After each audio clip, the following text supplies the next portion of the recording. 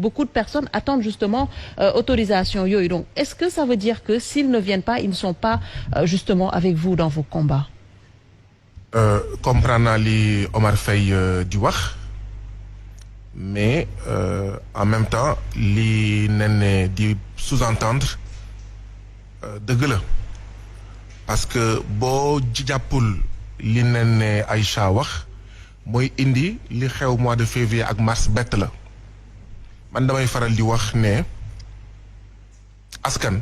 ci wàllu xeex ak ci wàllu mobilisation mun nga ko méngalee ak géej du saay su nekk lay def marée haute day nekk marée haute après mu nekk marée basse ba nga jaaxle mu delluwaat marée haute ba nga ne waaw marée haute bi du mës a jeex de mu def marée basse les mobilisations des peuples c'est toujours comme ça ak réew bu mu mun ci doon nag mais ñaata américain noir la ñu rey avant George Floyd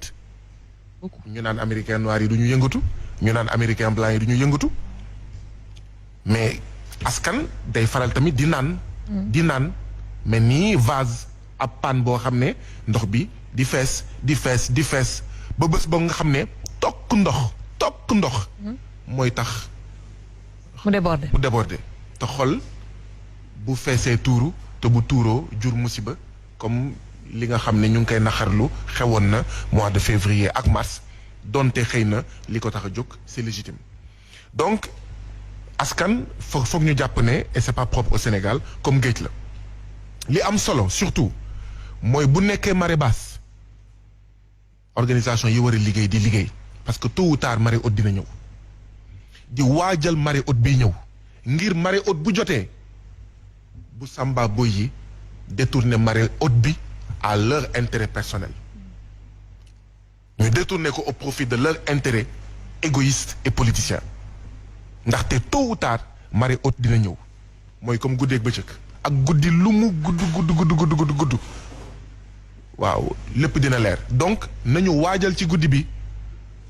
bés jamono ji nga xam ne naaj bi dina génn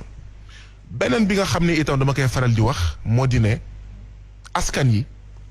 yépp nag ñoo ci yem comme suuf loo si ji mu delloo la ko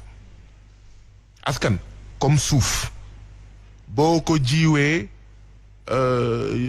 di jaay muus askan wi woon la ne man itam naa la jaay muus boo si jiwee fen askan wi dina la fen boo si jiwee naxante askan wi dina naxante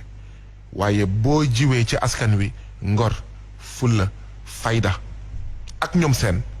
askan wi dina la ko delloo léegi nag day am ay moment yoo xam ne ce n'est pas facile te moment yi yombul trop surtout comme ni ma ko waxee sànq ñu ngi nekk ci jamono joo xam ne boo waxulee diw la ñu investir fii c'est difficile d'être audible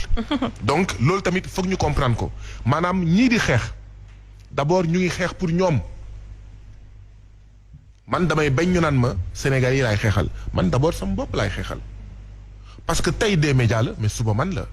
tey des médias la suba frappe la tey des médias la suba Walfadjri la démb man la woon 10 jours de prison délit d'opinion tey des médias la délit d'opinion mooy délit de ligne en fait rédactionnelle et nous sommes tous en sursis li ñu war a comprendre mooy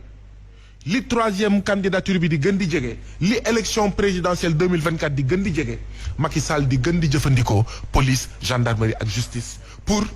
jéem a noot toutes les voix discordantes. D'accord. Et même par rapport tous à les cette... citoyens hérétiques. Et même par rapport à cette troisième candidature, on va y revenir avec la sortie de Mahmoud Saleh. bëgguma sax ñëw ci après dinañ ci waxtaan. loolu c'est important après mun naa comprendre. li Omar Faye di wax mais nit yi nañu continuer liggéey d'accord. da ngay jël Rosa Parks ñuy noot nit yu ñuul yi di leen di noot naan leen bus bii fii dafa am place nit ku ñuul fii am place nit ku weex. mu mel ni dañ ko nangu jékki-jékki benn bés mu ne man nangootuma loolu mu toog place su nit ku weex acca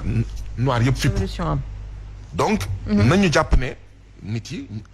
gumbawuñu taxuñu ñu ngi déglu ñu ngi seetaan te sànq Omar Faye wax na ko bu baax a baax kenn xamul ce qui va se passer demain ou après-demain ou dans une semaine nit yi ñu ngi naan di naan waaye bés dina jot dinañ jël loo xam ne mënatuñ jël dinañ sës ci mur bi. Et attention à un peuple qui se mobilise ndaxte li xewoon février ak mars bëgguñu ko gisaat léegi nag wax naa ko sànq dama koy waxaat ñun bañuñu ñu ne des médias dafa amel xaalis na fay mais li am tamit ci réew mi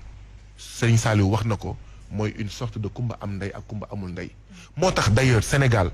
war nañ jëm foo xam ne soit avec Macky Sall soit ak ki ko nar a remplacer yenn yi foog ñu publier ko les rapports miniers c'est quoi le problème citoyen Sénégal mënul xam les rapports miniers les contrats miniers lu ñuy nëbb il faut que ñu exiger ñu publier les contrats miniers mais de la même manière lan moo war a tax gouvernement du Sénégal mënul publier ne voilà les entreprises ñii ñoo ci nekk en règle ñii ñoo ci nekk en règle je crois que démocratie redevabilité d'accord war na egg foofu tey jii nii ñëpp ñu ngi naan waaw dafa am kumba am ndey ak kumba amul ndey te duñu jaaxal tey jii nii des médias bu amoon ligne rédactionnelle boo xam ne mooy wax li neex Macky Sall même bu amalee état du Sénégal 100 milliards kenn du ko topp loolu lu ma leer la donc il faut arrêter. D'accord. loolu mënuñu ko nangu. On ne cautionne pas que citoyens sénégalais yi bañ a def du civisme fiscal non